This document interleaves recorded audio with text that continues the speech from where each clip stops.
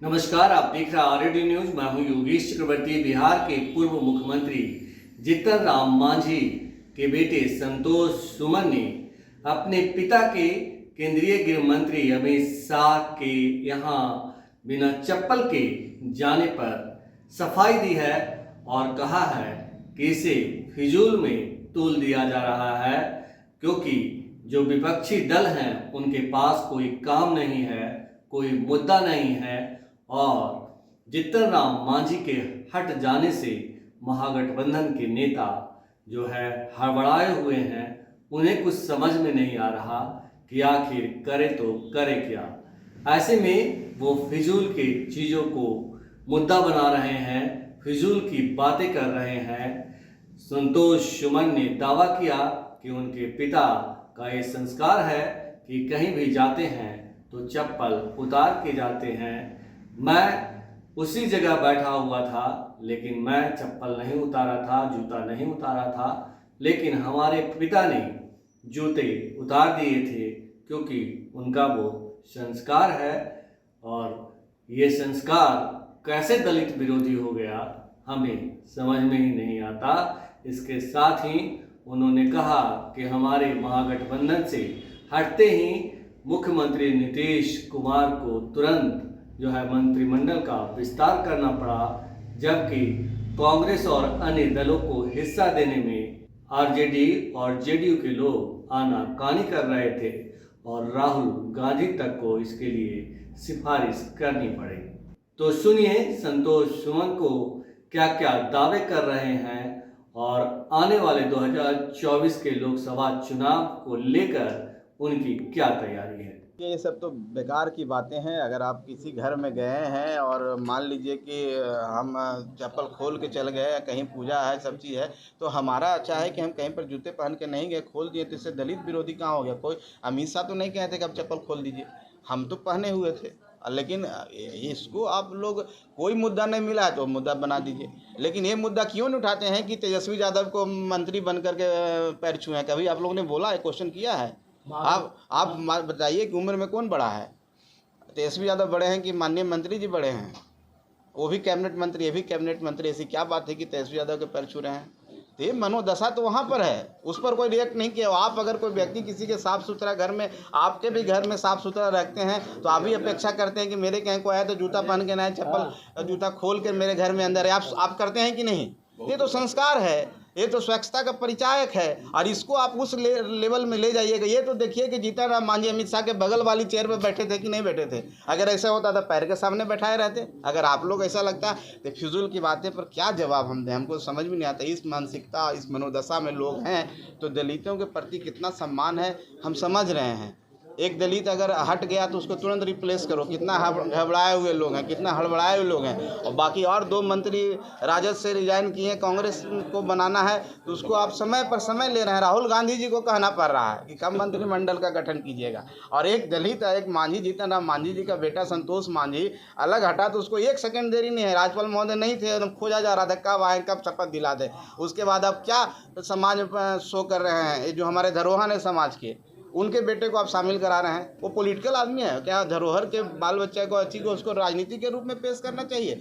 ये सब मनोदशा आप देख लीजिए किस तरह का मनोदशा है। डरे हुए लोग हैं, सहमे हुए लोग हैं। जिस तरह से वो मीटिंग किए, फिर मीटिंग में कैसे कैसे बातें निकल के आई, तो ये सब कोई बात नहीं है। हम लोग मजबूत हैं और काम करें।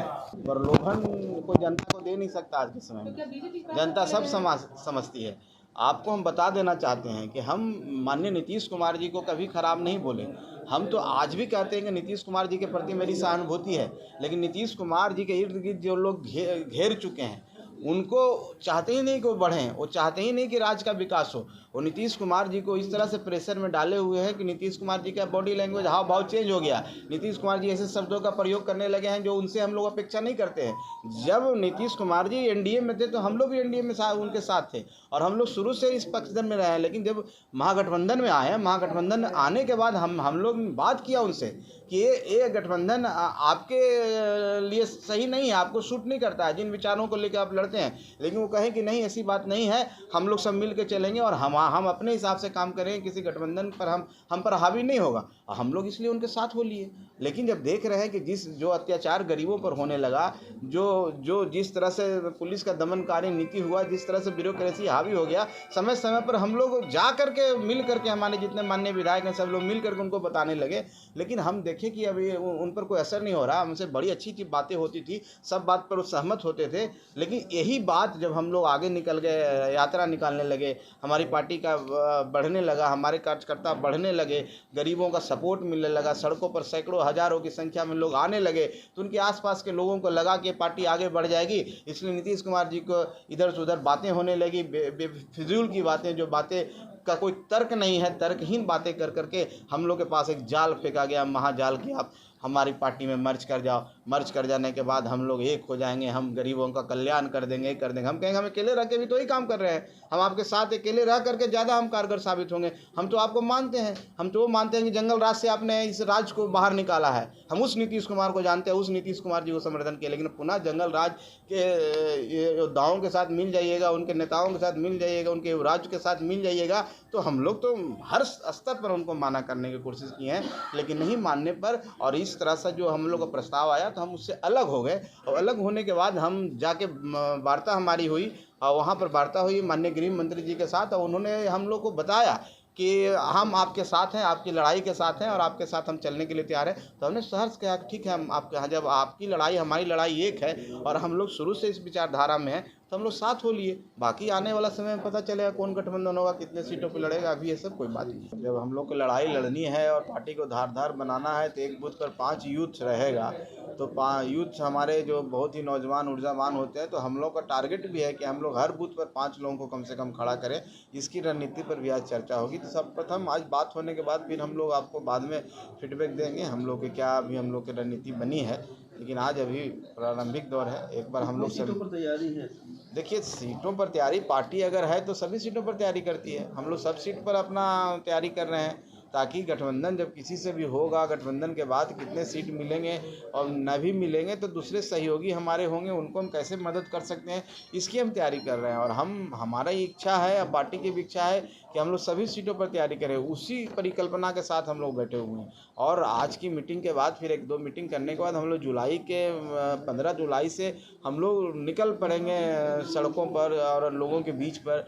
जितने हमारे गरीब कार्यकर्ता हैं उनके बीच में हम अपनी बातों को रखेंगे और संगठन को मजबूत करने की कोशिश करेंगे। लोकसभा आते आते हमारी तैयारी इतनी अच्छी हो जाए कि हम 40 सीटों पर अपनी लोगों को मजबूत कर सकें और अपने सहयोगियों को सपोर्ट कर सकें, और जिन मुद्दों के लिए हम अपनी पार्टी बनाए वो जन जन तक पहुंच सके।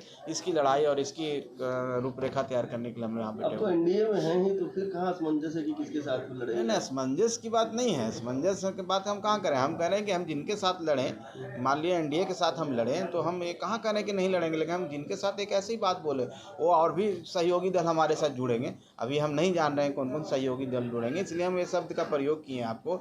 एक एनडीए का मतलब है कि भारतीय जनता पार्टी जी के पार्टी के साथ हमने अपना समर्थन दिया है, लेकिन और भी सहयोगी हमारे जुड़ेंगे, अभी हमको नहीं जानकारी है। तो जो भी जुड़ेंगे और चुनाव लड़ेंगे, सीटों का जब बंटवारा होगा तो वहाँ पर हिंदुस्तानी आवाम मोर्चा सेकुलर का भी अपना महत्व होना चाहिए, हमारे भी कार्यकर्ता होनी चाहिए। तो हम वो तैयारी के लिए कर रहे हैं कि हमारी क्या रणनीति होगी, हमारे लोकल मुद्दे क्या है। हमने जिला अध्यक्षों से भी बोला है कि जो आपके जिला स्पेसिफिक कुछ मुद्दा है उस पर भी हम लोग चर्चा कीजिए, ताकि उस पर हम लोग एड्रेस कर सकें, वहाँ पर जा कर के उन मुद्दों पर चर्चा कर सकें, जहाँ कोई परेशानी है गरीबों की उनके लिए हम बात कर सकें। तो ये सारी कार्य योजना पर आज हम लोग तय करेंगे। दिन भर का मैराथन मीटिंग होगा, हो सकता है तो हम लोग कल भी इस मीटिंग को कर सकें, अगर आज पूरा नहीं होगा तो, और उसके बाद हम लोग आगे निकल पड़ेंगे। मतलब नीतीश कुमार को चौतरफा घेरेंगे आप लोग? और निश्चित तौर पर नीतीश कुमार जी को ही घेरने की बात नहीं है, ये है कि हम अपनी योजनाओं पर कैसे अमल करें, हम जिनके लिए काम करने का जो बीड़ा उठाया है, जो हमारी विचारधारा है, उसको कैसे करें। उसमें नीतीश कुमार जी भी आते हैं तो उनको भी घेरेंगे, जो भी आएंगे उनको भी घेरेंगे। हमको किसी एक व्यक्ति की बात नहीं है, हम अपनी बात कर रहे हैं, हम अपनी पार्टी की बात कर रहे हैं। पार्टी के जो असूल है, जिन विचारों पर पार्टी का गठन हुआ है, उसकी रणनीति का हम लोग काम कर रहे हैं। आ रहे साहब चिराग वो मुकेश सहनी ये लोग भी आ रहे हैं क्या? देखिए, हमारी अगर हम एनडीए के साथ जुड़े हैं भारतीय जनता पार्टी के साथ, हम तो चाहेंगे कि जितना मजबूत हो सके, लेकिन ये विषय हमारा नहीं है, ये विषय भारतीय जनता पार्टी का है। तो बेहतर होगा कि आप उनसे सवाल करें। हम आशान्वित हैं कि हम जितने लोग हम लोग साथ जुड़ेंगे उतना ही हम लोग मजबूत होंगे और उतना ही हम लोगों के बीच में जा करके जिन मुद्दों के लिए हम लड़ाई लड़ी और मुद्दों सार्थक होगा। लेकिन अभी बहुत ही प्रारंभिक दौर पर है, अभी हम उस स्थिति में नहीं है कि हम कह सकते हैं मेरे साथ कौन जुड़ेंगे। हम अपनी बात सिर्फ कहने के लिए यहाँ पर बैठे हुए हैं। हम अपनी बात कहते हैं कि हमने समर्थन दिया है एनडीए को, हम उनके साथ चलने के लिए तैयार हैं। आने वाला समय में सीटों पर भी चर्चा होगी, आने वाला समय में रणनीति पर भी चर्चा होगी और कौन कौन दल जुड़ेंगे वो सब सामने आ जाएंगे। सब मिल करके फिर हम लोग एक ज्वाइंट कैंपेन भी करेंगे।